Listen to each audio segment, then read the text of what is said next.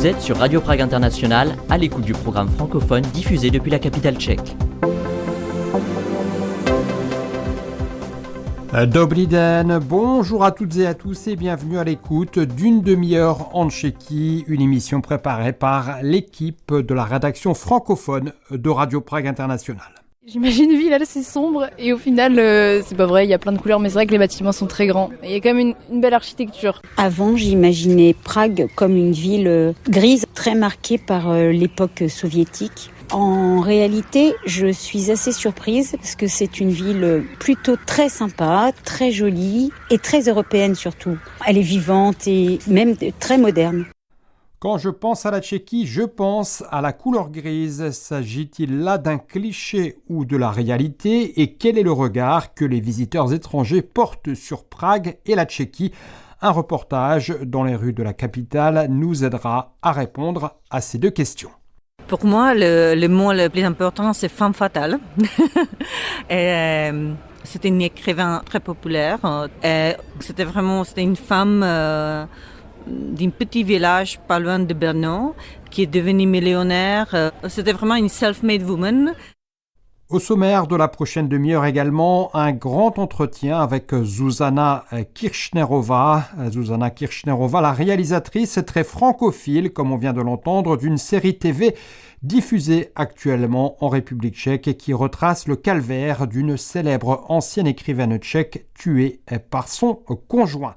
Voilà pour le programme. Très bonne écoute d'une demi-heure en Tchéquie et de Radio Prague International en français.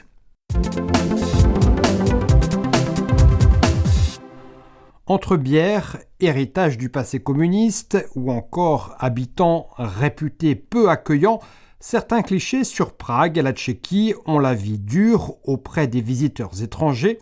Les touristes qu'Inès Cuvillier a rencontrés dans les rues de la capitale comparent leur expérience aux idées reçues. Reportage.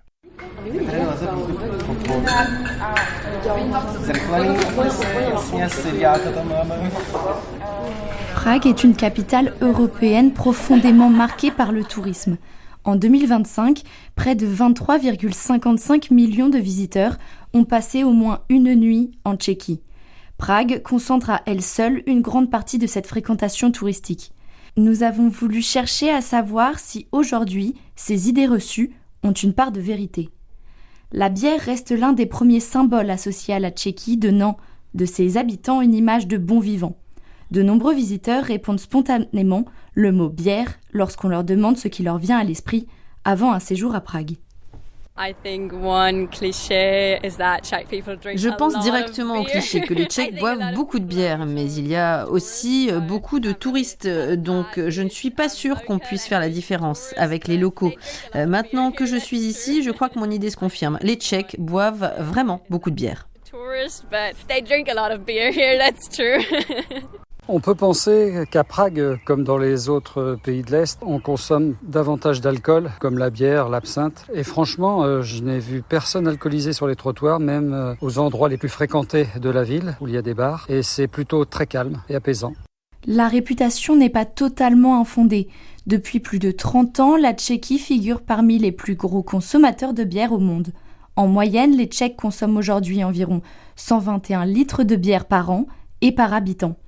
C'est un chiffre qui est revu à la baisse ces dernières années, en lien avec l'évolution des pratiques de sociabilité et de consommation, notamment chez les jeunes. Les bars à bière, les spas à bière ou encore les beer gardens multiplient les expériences autour de cette boisson. C'est aussi l'une des raisons qui attire autant de visiteurs, boire une pinte à un prix abordable. Prague conserve ainsi son image de ville festive où se croisent participants à des enterrements de vie de garçons ou de jeunes filles, étudiants Erasmus et touristes venus de toute l'Europe.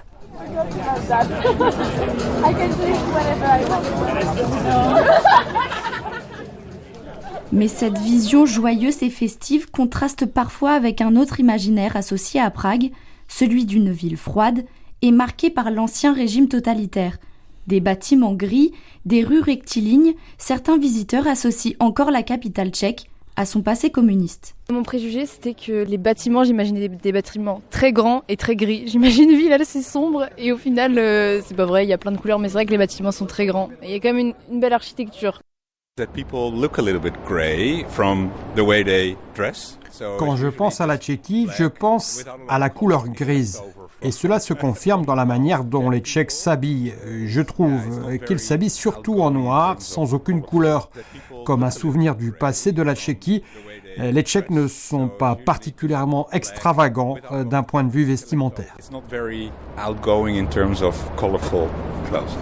Avant, j'imaginais Prague comme une ville grise, très marquée par l'époque soviétique. En réalité, je suis assez surprise parce que c'est une ville plutôt très sympa, très jolie et très européenne surtout. Elle est vivante et même très moderne. Je pense que par rapport à ce que j'imaginais, en fait, il y a eu énormément de changements. Oui, effectivement, on peut dire que les clichés ne correspondent plus vraiment à la réalité. Prague échappe largement au modèle communiste classique. Contrairement à de nombreuses capitales d'Europe centrale, le centre historique de la ville a été relativement épargné par les destructions de la Seconde Guerre mondiale.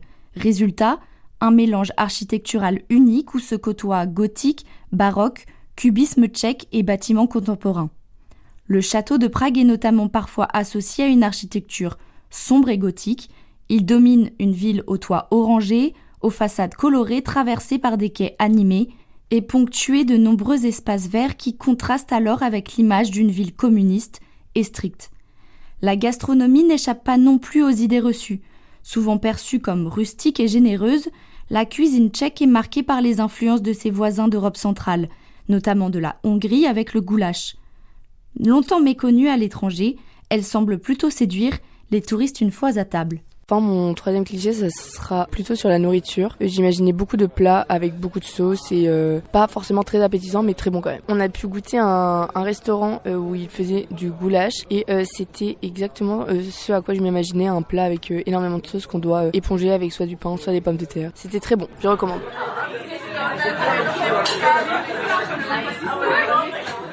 Mais les préjugés ne concernent pas seulement ce que l'on mange ou ce que l'on voit, ils touchent aussi ceux qui y vivent. Les Français sont malheureusement connus pour être de mauvaise humeur et peu accueillants envers les touristes étrangers. Mais qu'en est-il des Tchèques ? Ils ont, eux, aussi la réputation d'être distants, voire froids. Une idée reçue bien connue des principaux concernés. Un cliché que j'entends souvent, c'est que nous sommes souvent grincheux, pas très accueillants, que nous ne sommes pas les personnes les plus souriantes du monde. Au fil des témoignages, une conclusion s'impose. Prague apparaît souvent bien différente de l'image que les visiteurs s'en faisaient avant leur arrivée. Comme souvent, les clichés ne racontent qu'une partie de l'histoire, et pour découvrir la Tchéquie, rien ne remplace l'expérience du voyage. Voilà, c'était donc un reportage signé Inès Cuvillier. Vous êtes toujours à l'écoute de Radio Prague International en français. En août 2011, Simona Moniova, auteure d'une trentaine de romans à succès et considérée comme la reine de la romance moderne en Tchéquie, a été tuée à l'arme blanche à son domicile de Brno, capitale de la Moravie, et ce par son conjoint et le père de son fils alors âgé de 7 ans. Ce drame qui a bouleversé la société tchèque a inspiré la série à 6 épisodes intitulée Moniova, une série produite par la chaîne de télévision TV Nova et actuellement diffusée sur sa plateforme OnePlay. Récompensé au Festival du film indépendant de Melbourne, au Festival tchèque Serial Killer et présenté dans le cadre de la plateforme Berlinale Series Market, Moniova propose une brillante analyse des mécanismes d'une emprise amoureuse. La série s'inscrit dans le cadre d'un projet de sensibilisation aux violences conjugales, lancé donc par la chaîne de télévision privée TV Nova. Magdalena Rozinkova s'est entretenue avec la réalisatrice de la série, Zuzana Kirchnerova, dont le premier long métrage Caravane, présenté au Festival de Cannes en 2025, est sorti en salle ce printemps. Zuzana Kirchnerova répond donc aux questions de Magdalena Rozinkova. Všechno, o čem jsem kdy psala, je fikce, kromě věcí, které jsem sama prožila. Zuzana Kirchnerová, bonjour. Bonjour. Pour nos auditeurs qui ne connaissent pas Simona Moniova, qui était Simona Moniova et comment vous avez construit ce personnage? Mais pour moi, le mot le plus important, c'est femme fatale. Et, c'était une écrivain vraiment célèbre, très très populaire, surtout pour les femmes, entre les femmes. Et c'était aussi un maman de 3 garçons.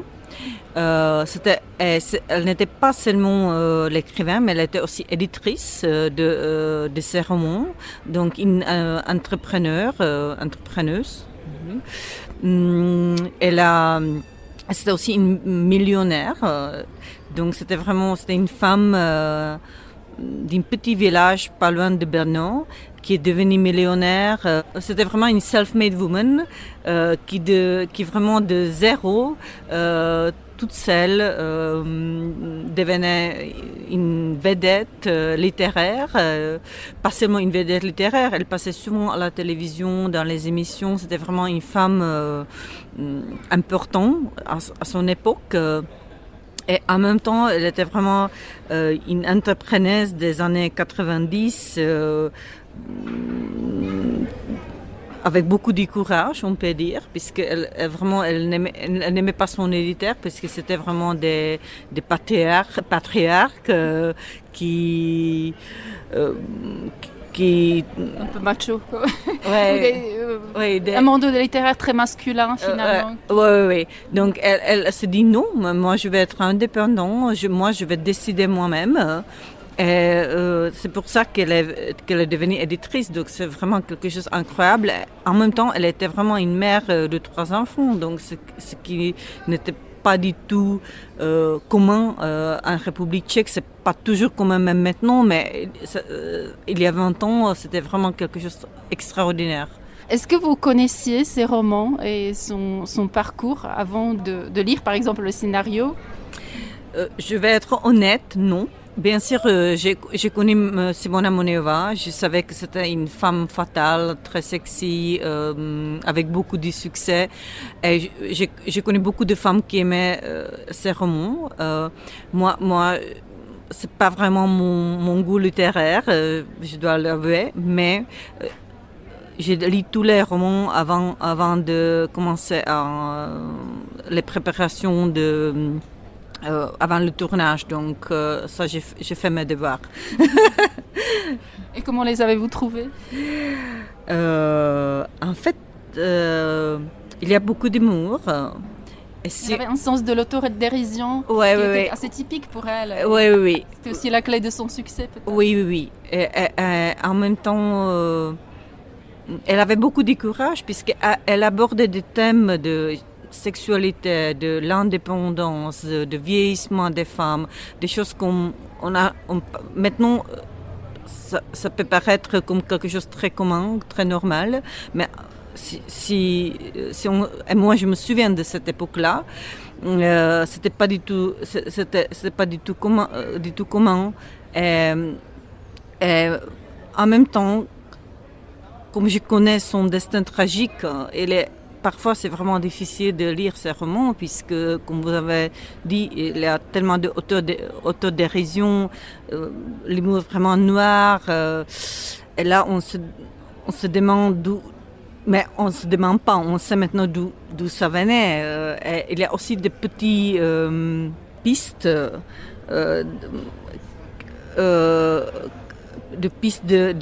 ce qu'elle a vécu chez elle à la maison, si on connaît maintenant son histoire. Donc si on prend ces romans et on essaie de les lire avec cette perspective, on peut vraiment découvrir des petites pistes de sa vie ou de sa réalité tragique.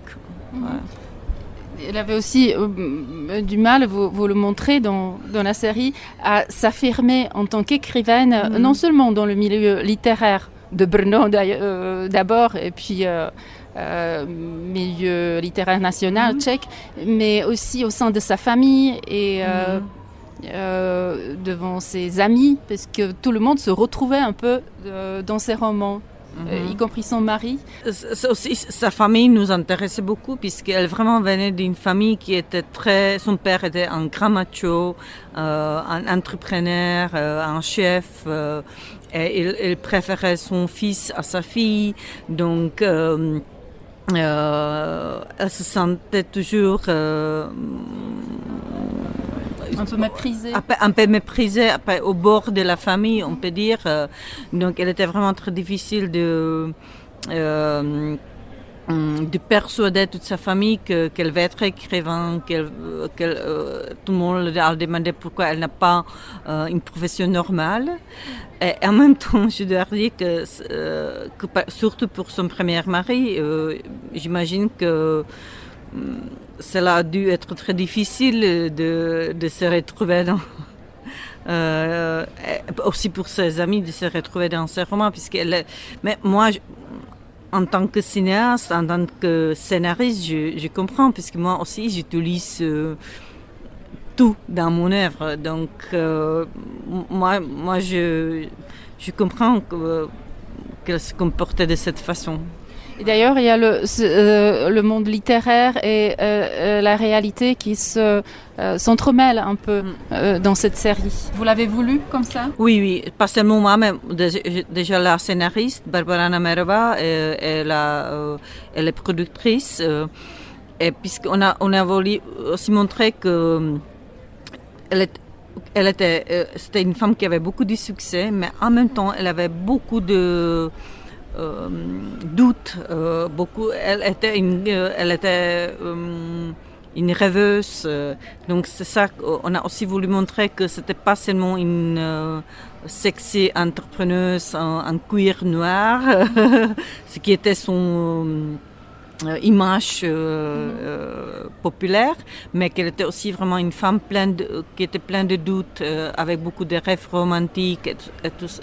Et c'est pour ça qu'on a utilisé cet niveau, des couches ampères imaginaires, qui utilisait son imagination. Est-ce que vous avez travaillé sur le scénario et sur la série avec la famille et ses amis? La famille de Simona Moneova. Est-ce qu'il y a des détails de sa vie intime, là où elle écrivait ses romans à la main, dans son lit, avant de se coucher, plein de détails comme ça? En fait, pas moi, mais la scénariste Barbara Namerova et aussi Marta Fenslova, la dramaturge de la série, ils avaient vraiment beaucoup de rendez-vous avec la famille, donc même la télévision Nova, ils ont dit que si la famille n'est pas d'accord, elle ne veut pas collaborer, on ne va pas faire la série. Donc il y avait vraiment une éthique aussi dans le travail.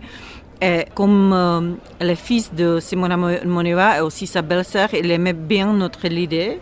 Il collaborait vraiment étroitement avec la scénariste. Et moi, ce que j'ai lu, c'était la transcription de ces interviews. Aussi, j'ai écouté ce qu'ils enregistraient. Aussi, Barbara, elle a mis ça dans le scénario. Par exemple, ce petit détail qu'elle écrivait toujours à la main, des choses comme ça. Dámy a pánové, Simona Moneova! Píšeš o nás? Neměla ses mě třeba zeptat, jestli mi to nevadí? Ale to není o nás, vlastně. Adam, můžeme si tykat. Jsi krásná. on je prostě takový. Když to sama chceš, tak proč předtím utíkáš? Divoký. Ce grand thème de la violence au sein du couple, la violence conjugale, la violence tout court, comment vous avez voulu l'aborder? Je pense que pour nous, ce qui était important, c'était pas seulement de montrer la violence physique.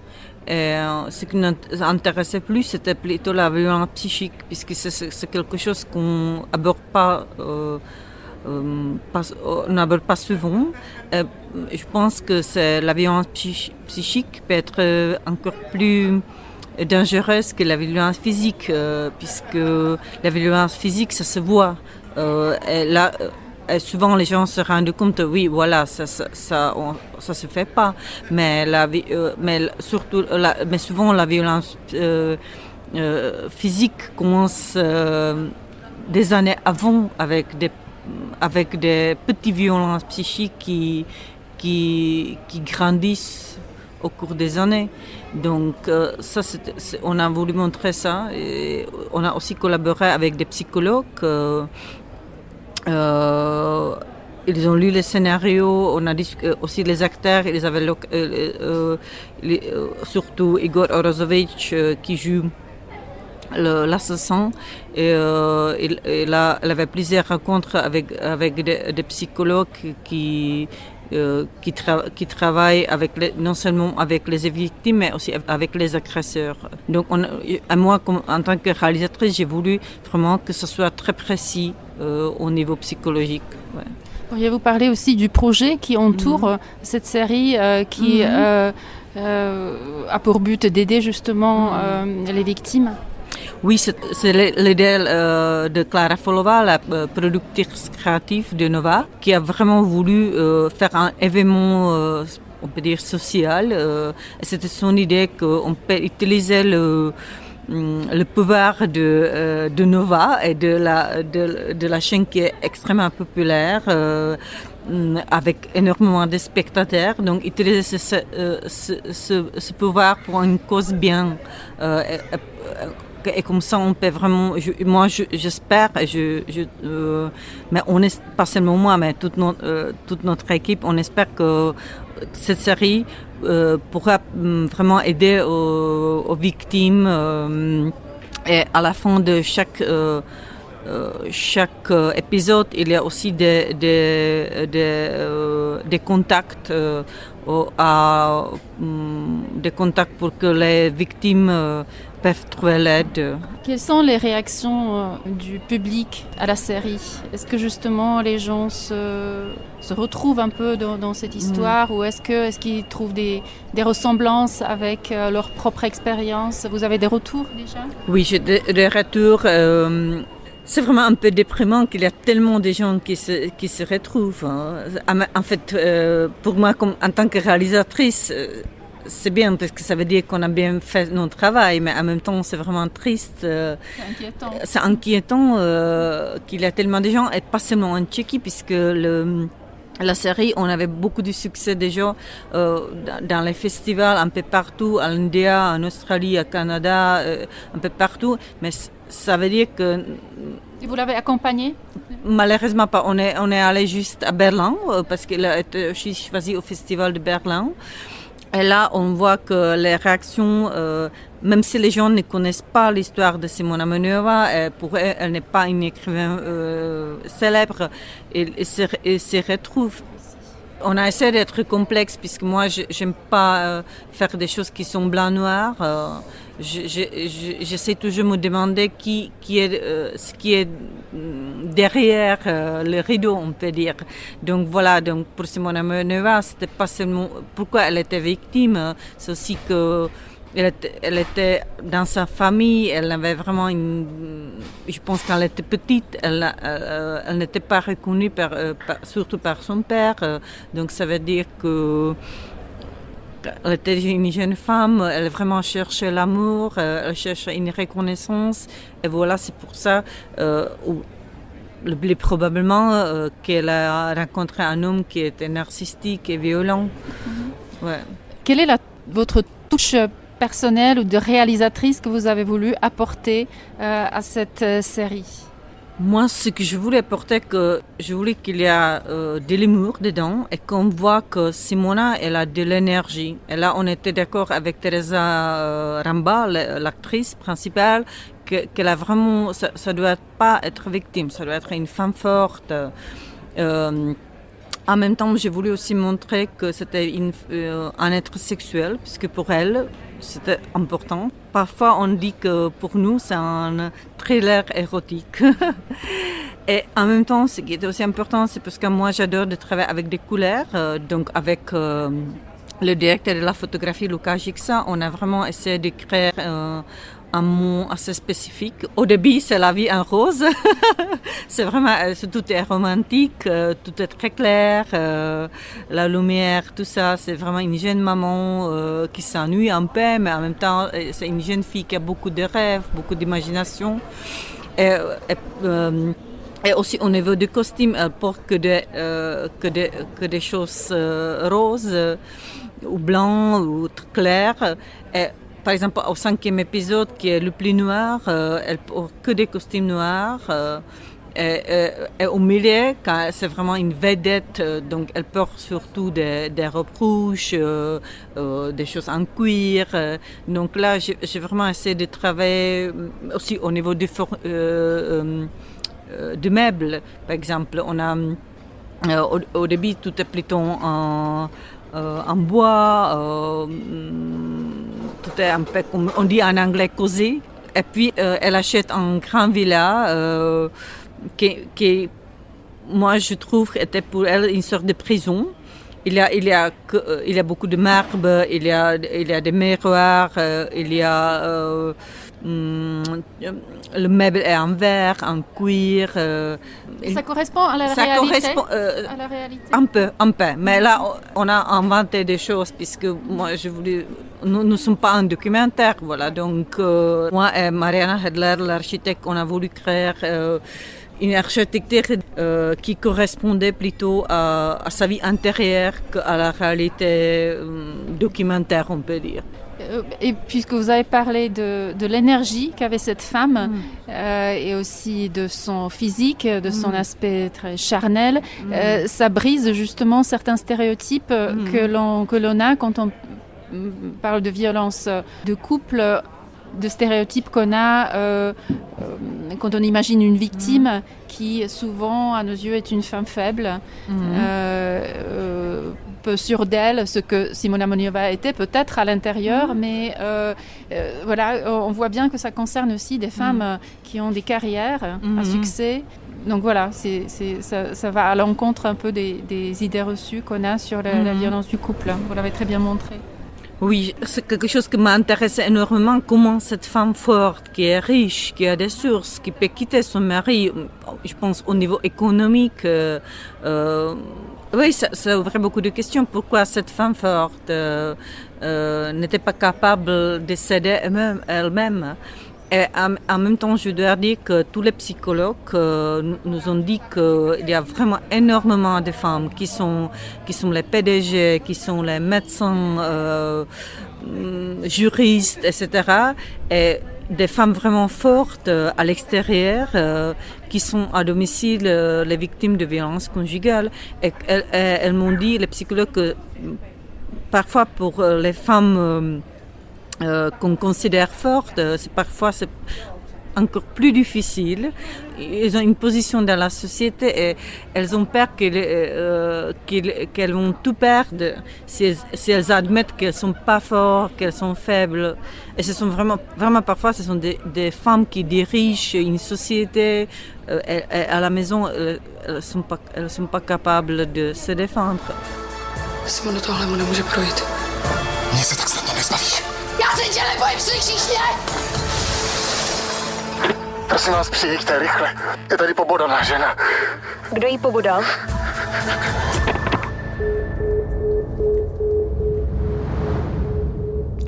Voilà, c'était donc la réalisatrice de la série intitulée Moniova, Zuzana Kirchnerova, qui répondait aux questions de Magdalena Rozinkova. C'est sur ces propos que s'achève pour cette fois cette émission proposée par l'équipe de la rédaction francophone de Radio Prague International. Merci de votre attention, merci également de votre fidélité à nos émissions et à très bientôt avec de nouveau l'actualité tchèque dans vos oreilles. Naslyšenou, ahoj.